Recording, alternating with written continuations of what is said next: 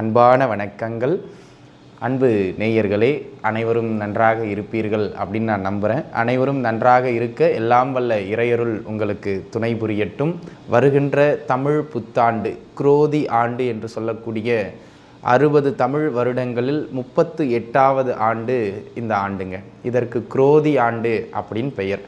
உங்களுடைய ராசிக்கு இந்த ஆண்டு, இந்த 12 மாத காலகட்டம் எங்கெல்லாம் நன்மைகளை வழங்க இருக்கின்றது, அந்த இடங்களில் நம்ம எங்கெல்லாம் நன்மை வழங்கணும்னு சொல்கிறோமோ அந்த இடங்களில் நீங்கள் கூடுதலாக உங்களுடைய முயற்சியை, கூடுதலாக உங்களுடைய உழைப்பை செலுத்தி நற்பலன்களை இன்னும் சற்று அதிகமாக எடுத்துக்கிடலாம். எங்கெல்லாம் சற்று நிதானமாக இருக்கணும், அதை தான் 2ஆம் கட்டமாக பார்க்க போகிறோம். அதாவது அந்த இடங்கள் உங்களுக்கு கொஞ்சம் எதிர்மறையாக அமையும். அப்போ நம்ம அதை என்ன பண்ணணும், அந்த இடங்களில் பெருசாக நம்ம கவனம் செலுத்தாமல் அங்கிருந்து டிவியேட் ஆகி வெளியில் நின்றுட்டோம்னா அந்த தாக்கங்களை நம்ம குறைச்சிக்கிடலாம். அதனை அடுத்ததாக 3வது பாகமாக உங்களுடைய ஜாதகத்தில் சில கிரக அமைப்புகள் இப்படி இருந்தால் இந்த வருடம் எப்படி இருக்கும் அப்படிங்கிறது, இது நிச்சயமாக ஒரு 50% உங்களுக்கு பலித்தே தீரும். ஆக அன்பு நண்பர்களே, இந்த தமிழ் புத்தாண்டு 2024 உங்களுடைய வாழ்வில் என்ன ஏற்றங்களை வழங்க இருக்கின்றது, என்ன மாற்றங்களை வழங்க இருக்கின்றது, வாருங்கள் பார்க்கலாம். கும்பராசி நேயர்களே, கும்பத்தை பொறுத்த மட்டிலும் அவிட்டம் 3, 4ஆம் பாதம், சதயம் முழு நட்சத்திரம், பூரட்டாதி 1, 2, 3ஆம் பாதம், இந்த நட்சத்திரங்களில் பிறந்தவங்க அனைவரும் கும்பராசிக்குள்ளே தாங்க வருவீங்க.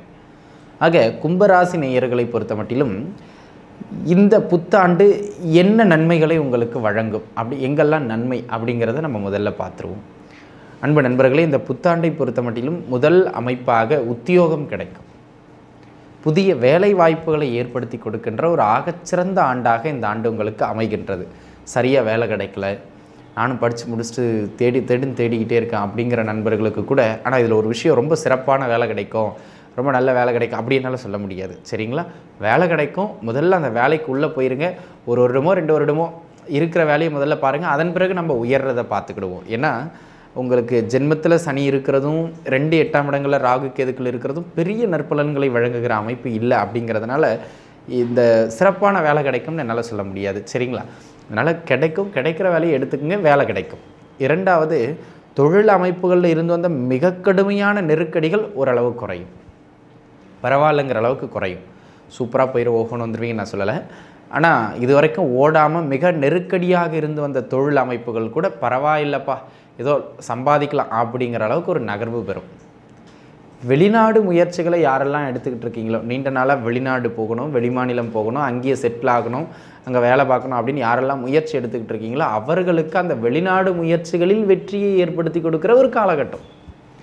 அப்போது வெளிநாட்டு வாழ்க்கைக்கு இந்த காலகட்டம் ஒரு க்ரீன் டிக், அதுக்கு சிறப்பாக அமைகின்றது அப்படிங்கிறது ஒரு அமைப்பு. அதனை அடுத்ததாக இந்த காலகட்டம் உங்கள் தாயாரின் உடல்நிலையில் இருந்து வந்த பிரச்சனைகள் குறையும், தாயார் வழியிலிருந்து இருந்து வந்த சில சங்கடங்கள் குறையும், உறவுகளோடு இருந்து வந்த பிரச்சனைகள் சற்றே குறைகின்ற காலகட்டம். அந்த விதத்தில் கும்பராசி நேயர்களுக்கு உறவு சிக்கல் ஓரளவு குறைஞ்சிரும் வெளியிடங்களில். அது மட்டும் இல்லாமல் குழந்தைகளுக்கு படிப்பில் இருந்து வந்து ரொம்ப மந்தத்தன்மை படிப்படியாக ஓரளவு குறைஞ்சி காணப்படும். ஓரளவுக்காச்சும் படிப்பில் அட்லீஸ்ட் பாஸ் ஆகிற அளவுக்காச்சும் ஏதாவது ஒரு நகர்ந்துருவாங்க பிள்ளைங்க படித்து, அந்தளவுக்கு படிப்பில் சற்று ஆர்வம் அதிகரிச்சிடும். அந்த மாதிரியான ஒரு நல்ல மேன்மை மிகுந்த அமைப்பு. அதே போல் இந்த ஆன்மீகத்தில் இருக்கிறவங்களுக்கு ஆன்மீக நாட்டம் அதிகரிக்கும்.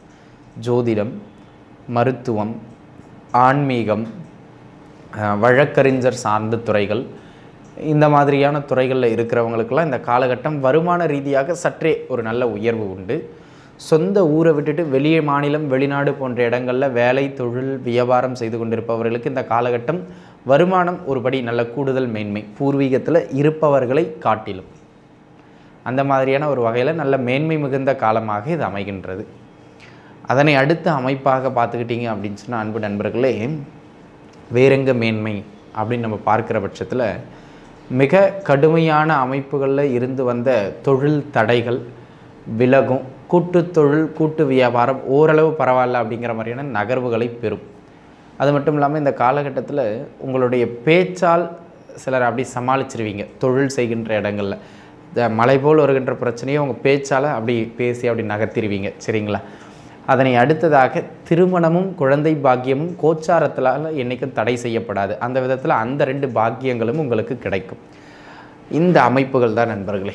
கும்பராசி நேயர்களை பொறுத்த மட்டிலும் இந்த ஒரு சில அமைப்புகள் தான் உங்களுக்கு ஏற்றம் அப்படின்னு என்னால் சொல்ல முடியும். ஏன்னா வெளிப்படையாக சொல்லணும்னா மற்ற எந்த இடங்கள்லையும் பெரிய அளவு கோச்சாரத்தின் அடிப்படையில், சரிங்களா, உங்கள் சுயஜாதகம் நமக்கு தெரியாது, சுயஜாதகம் தான் முக்கியமானது. இந்த கோச்சாரத்துக்குன்னு 20% பலம் உண்டுங்க. அதன் அடிப்படையில் இப்போ நான் சொன்ன இந்த ஓரிரு இடங்கள் மட்டும்தான் உங்களுக்கு சற்று நன்மைகளை அதிக அளவு வழங்கும். மற்றபடி அனைத்திலும் நிதானமாக தான் இருக்கணும். அது எங்கெங்கிறது பார்த்துருவோம், சரிங்களா. முதல் அமைப்பாக உச்சந்தலையிலிருந்து உள்ளங்கால் வரை அனைத்திலும் நிதானமாக இருக்க வேண்டும். ஏன்னா ஜென்மத்தில் சனி, 2-8 ராகு கேதுக்கள் போகிறாங்க நண்பர்களே. அப்போ என்ன பண்ணணுங்க, இது கோச்சாரம் தான், ஆனாலும் இதுக்குன்னு ஒரு குறிப்பிட்ட பலம் இருக்குது. எந்த ஒரு செயல் செய்தாலும் அதில் நிதானம் தேவை. நாம் என்ன செய்கின்றோம், ஏது செய்கின்றோம் என்பதனை உணர்ந்து செயல்பட வேண்டியது அவசியமானது. அதை நீங்கள் புரிஞ்சு செயல்படணும். அதனை அடுத்த கட்டமாக தொழில் அமைப்புகளில் பெருசாக முதலீடுகள் போடாதீங்க. ஏன்னா பெரும் பொருளாதாரத்தை சம்பாதிக்கின்ற அமைப்பு இப்போ இல்லை. அதனால் பொருளாதார ரீதியாக அளவுக்கு அதிகமான முதலீடு போட்டுட்டு தொழில் நகராமல் கடனில் சிக்கிக்கிட வேண்டாம். முதல் அமைப்பு. ரெண்டாவது, உடல்நிலையில் ரொம்ப கவனமாக இருக்கணும். அப்பப்போ ஹெல்த்தில் தொந்தரவுகள் வந்துக்கிட்டும் போய்கிட்டு இருக்கும். குறிப்பாக குழந்தைகளுக்கும் வயதானவர்களுக்கும் உடல் எப்போவுமே சோம்பலாக தான் இருக்கும். இந்த காலகட்டம் ஏதாவது ஒரு மருத்துவ செலவுகளை வச்சுக்கிட்டே இருக்குங்க. அதில் கொஞ்சம் பார்த்து கடந்து வர வேண்டியது அவசியம். உணவு பழக்க வழக்கங்களில் கட்டுப்பாடோடு இருந்து கொள்ளுங்கள். அதனை அடுத்ததாக கடன் தொந்தரவுகளை அதிகரிக்கின்ற வாய்ப்பு அதிகம். இந்த காலகட்டத்தில் தொழிலில் எப்படி தேவையில்லாத முதலீடுகள் போடக்கூடாதோ அதுபோல் வாழ்வியலிலும் நாம் செய்கின்ற குடும்ப விழாக்களிலும் சற்று அளவு குறைவாகவே பண செலவீடுகளை செய்யணும். சிக்கனமாக செய்யணும். பாட்டு கிடைக்குதே கடன் வாரி அப்படி அதை பண்ணுறது இதை பண்ணுறது அப்படின்னு நம்ம செலவுகளை பண்ணிட்டோம் அப்படின்னு சொன்னால் இந்த காலகட்டம் பொருளாதார ரீதியாக கடன் அமைப்புகளில் சிக்குவதற்கான அமைப்பு வலுப்பெற்று இருக்கின்றது. அந்த விதத்தில் அதில் ரொம்ப கவனித்து இருக்க வேண்டியது அவசியமானது அப்படிங்கிறத மனசில் வச்சுக்கிடுங்க. அதனை அடுத்ததாக அன்பு நண்பர்களே, பொருளாதார அமைப்புகளில் இப்படி இருக்குது, தொழில் அமைப்புகளையும் விட்டு கொடுத்து போகணும், ஆரோக்கிய அமைப்புகளையும் விட்டு கொடுத்து போகணும். திருமண வாழ்க்கை இதுதான் ரொம்ப நிதானமாக இருக்கணும். மன வாழ்க்கையில் குடும்பத்தில் அடிக்கடி பிரச்சனைகள் வரும். பலருக்கு மன வாழ்க்கையில் கொஞ்சம் பிரிவினைகள் அந்த மாதிரியான வழக்குகள் அந்த மாதிரி போகிறதுக்கான அமைப்புகளும் இந்த காலகட்டத்தில் உண்டு. அதனால் கும்பராசி நேயர்கள் கணவன் மனைவி உறவில் யார் பெரியவர் என்கின்ற அந்த ஈகோ பார்க்காமல் நீயே பெரியவர்களாக இருந்து கொள் என்று விட்டு கொடுத்து செல்கின்ற மனப்பான்மை இருந்தால் இந்த காலகட்டத்தில் குடும்ப வாழ்க்கையிலேருந்து ஒரு பெரிய பிரச்சனை இல்லாமல் நகர்ந்துக்கிடலாம். மற்றபடி குடும்ப வாழ்க்கையில் கொஞ்சம் நிதானித்து தான் இருக்க வேண்டும் அப்படிங்கிற மாதிரியான ஒரு ஆண்டாக தான் இந்த ஆண்டு கும்பராசி நேயர்களுக்கு விளங்குகின்றதுங்க. அதனை அடுத்ததாக பணம் கொடுக்கல் வாங்கல், தேவையில்லாத பேச்சுவார்த்தை, தேவையில்லாத வாக்கு கொடுக்கறது, வீண் பேச்சுவார்த்தைகளால் வம்பில் போய் சிக்கிக்குவீங்க. ஆக அன்பு நண்பர்களே, இந்த காலகட்டத்தில் எனக்கே கொஞ்சம் சங்கடமாக தாங்க இருக்குது. லிஸ்ட்டை போட்டு நீங்கள் இங்கெல்லாம் அடி வாங்குவீங்க, இங்கெல்லாம் சிரமம்னு சொல்கிறதுக்கு எனக்குமே கொஞ்சம் கஷ்டமாக தான் இருக்குது. ஆனால் ஓப்பனாக சொல்லணும்னா நீங்கள் கீழே என்ன கமெண்ட் பண்ணாலும் வெளிப்படையாக கோச்சாரம் அப்படி தான் இருக்குது. இந்த கோச்சாரத்தோட பலம் 20%. அதுக்கு உட்பட்டு இது கொஞ்சம் கெடுபலன்களை அதிகமாக தருகிற அமைப்புகள் தாங்க இருக்குது. அப்போ நம்ம அகலக்கால் இப்போ நம்ம சொன்ன இடங்கள்லாம் வைக்காமல் இருந்துக்கிட்டோம்னா என்ன, பொருளாதாரம், தொழில் அமைப்புகள், ஆரோக்கியம், குடும்ப உறவுகள், பருவ வயதில் இருக்கின்றவர்களுக்கு கொஞ்சம் தேவையில்லாத பழக்க வழக்கங்கள் எல்லாவற்றையும் கொடுக்குற அமைப்புகளில் இருக்குது. அப்போ நம்ம கொஞ்சம் நிதானிச்சு இருந்துக்கிட்டோம், பெரிய அளவு எதுலேயும் அகலக்கால் வைக்காமல் இருந்துக்கிட்டோம், இருக்கிறதை விட்டு பறக்கிறதுக்கு ஆசைப்படாமல் இருந்துக்கிட்டோம் அப்படின்னு சொன்னால் இந்த காலகட்டம் நமக்கு முன்னேற்றத்தை தரவில்லை என்றாலும் கூட பெருசாக பின்னடைவை தந்துடாது. அப்போ இது எல்லாவற்றிலும் நம்ம அடிக்கோடிட்ட எல்லா இடங்கள்லையும் கவனமாக இருந்துங்க. ஓப்பனாக சொல்லணும்னா அன்பு நண்பர்களே, இது நீங்கள் வளருவதற்கான காலம் அல்ல. இருக்கின்ற இடத்தை தக்க வைத்து கொள்வதற்கான முயற்சியில் மட்டுமே ஈடுபடுவதற்கான காலம் இது. அதை உணர்ந்து நீங்கள் செயல்பட்டுக்கிடணும், சரிங்களா. இப்போ பார்த்தது கோச்சாரம், ஒரு பொதுவான பலன். இதுக்கு 20% பலங்க. ஆனால் உங்கள் சுயஜாதகம் வலுப்பெற்றிருக்குன்னா நீங்கள் இன்னுமே நல்ல மேன்மையாக இருப்பீங்க. ஒன்றும் பயப்பட வேண்டிய அவசியம் இல்லை. இப்போ உங்கள் சுயஜாதக அமைப்பின்படி இந்த கோச்சாரத்தில் இப்போ கெடுபலன் தான் நம்ம அதிகமாக சொல்லியிருக்கோம். இது கோச்சாரத்தின் அடிப்படையில் அமைகின்றது. இது குறையிறதுக்கான வாய்ப்பு இருக்குன்னா சிலருக்கு இந்த கெடுபலன்கள் குறைஞ்சு நல்ல பலன்களும் அதிகமாக நடக்கிறதுக்கு ரொம்ப வாய்ப்பு இருக்குது.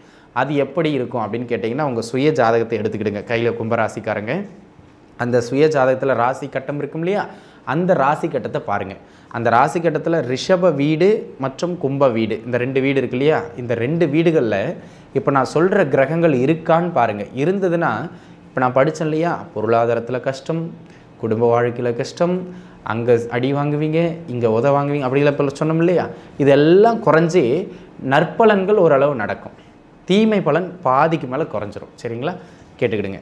உங்கள் சுய ஜாதகத்தில் ரிஷப வீட்டிலோ அல்லது கும்ப வீட்டிலோ குருவோ அல்லது சுக்கிரனோ அல்லது சனியோ அல்லது புதனோ இருக்கின்றார்களா பாருங்கள்.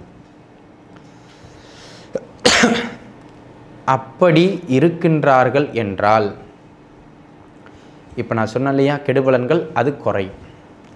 ஆக இந்த வீட்டில், இந்த 2 வீட்டில் ஏதேனும் ஒரு வீட்டில் குரு ஒரு ஆள் இருந்தால் கூட போதும். இந்த 4 பேரில் யாராவது ஒருத்தர் இருந்தாலும் நற்பலன்கள் உறுதியாக உண்டு, தீய பலன்கள் குறையும், நற்பலன்களுடைய அளவு சற்றே அதிகரிக்கும். ஆக அன்பு நண்பர்களே, இந்த காலகட்டம் பொதுவாக பொது பலனின் அடிப்படையில் நிதானமாக இருக்கணும், அகலக்கால் வைக்காமல் இருக்கணும். அதான் முதல் பரிகாரம்.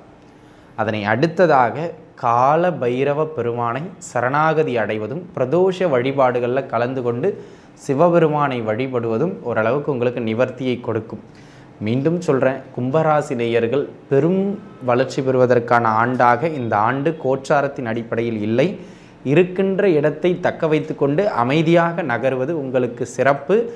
அந்த நகர்வுக்கு உங்களுக்கு வழிகாட்ட எல்லாம் வல்ல அந்த ஈசனருள் துணை புரியட்டும்.